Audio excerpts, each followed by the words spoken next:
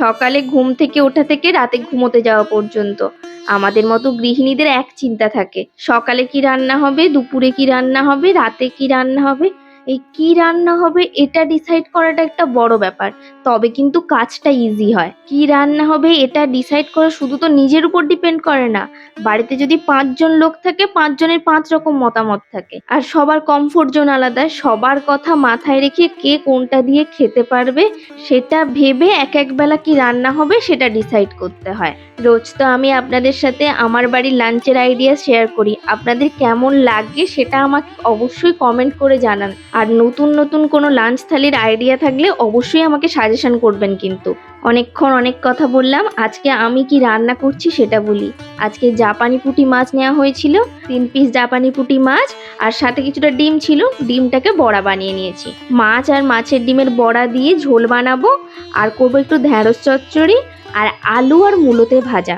অসময়ের মূলো হালকা গন্ধ করতে পারে, তাই আলুর সাথে ভেজেছি, তাহলে বেশ খেতে কিন্তু ভালো লাগছে। আজ খুব বেশি রান্না করছি না, কারণ বাড়িতে তো একজন সদস্য কম, মা গেছে মামার বাড়ি। আর বাড়িতে যদি একজন সদস্যও কম থাকে, রান্না করার ইচ্ছে কিন্তু অনেকটাই কমে যায়। কিন্তু আজকে দুপুরে খাওয়া কিন্তু কম হবে না। সৌরভ গেছে বহরমপুর, ও বলেছে আজকে লাল দই নিয়ে আসবে, আর কাল একটু হিমসাগর আম কিনে এনেছিল। এই গরমের দিনে শেষ পাতে মিষ্টি দই আর আম জাস্ট অসাধারণ কম্বিনেশন। আমার কাছে তো অমৃতের সমান। এই আমের কথা বলতে একখানা খাবারের কথা মনে পড়ে গেল। এবছর কিন্তু একদিনও আম দিয়ে দুধ ভাত খাওয়া হয়নি। আমাদের ছোটবেলায় আমার আর দিদি রাতের বেলা যদি আম দুধ ভাত সাথে একটু আলু সেদ্ধ লাগবে, ব্যাস এটা দিয়ে দিলে আমাদেরকে আর কোনো চিন্তা করতে হতো না। এটা দিয়ে আমরা তৃপ্তি করেই খেয়ে নিতে পারি। আমি যদিও এখনো এটা খুব ভালো খাই।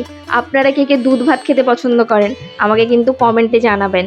অনেকক্ষণ বকবক করলাম, এবার একটু রান্নার কাছে যাই। মাছের ঝোলটা তো হয়ে গেছে দেখলেন। এবার ওই কড়াইটাই ধুয়ে ঢ্যাঁড়স চচ্চড়িটা বসিয়ে দিয়েছি। পেঁয়াজ পাঁচফোড়নে ঢ্যাঁড়সটা দিয়েই শুধু বসিয়েছি, আজকে আলু টালু কিচ্ছু দিইনি। আর ওইদিকে মূলো আলুটাও ভাজা হয়ে গেছে, এবার শুধু ফোড়নটা দিয়ে নেব। কাঁচা লঙ্কা 5 ফোড়ন আর পেঁয়াজ কুচি, আর উপর থেকে একটু লঙ্কার গুঁড়ো ছড়িয়ে দিয়েছি। এবার একটু ভালো করে ওটা ভেজে নেব, তাহলে ওইদিকে ওই ভাজাটাও হয়ে যাবে, আর এদিকে চচ্চড়িটা হতে বেশি সময় লাগবে না। ঢ্যাঁড়স চচ্চড়ি কিন্তু খুব তাড়াতাড়ি রান্না হয়। ভালোভাবে ঢ্যাঁড়সের লালটা মেরে নিয়ে হলুদ গুঁড়ো লঙ্কা গুঁড়ো দিয়েছিলাম, এখন একটু গরম মশলা গুঁড়ো দিলাম। গরম মশলা গুঁড়ো দিয়ে অল্প একটু জল দিলাম, খুব বেশি জল দেবো না, আবার তাহলে ঘেঁটে যাবে। এটা ঝরঝরে খেতেই বেশি ভালো লাগে। সমস্ত রান্না বান্না হয়ে গেছে, এবার সবটা গুছিয়ে নিয়ে স্নান করে দেখি ঝমঝমিয়ে বৃষ্টি এসছে, সাথে আমার মিষ্টি দইও এসছে। আজ তাহলে আসি, অসংখ্য ধন্যবাদ ভিডিওটি দেখার জন্য।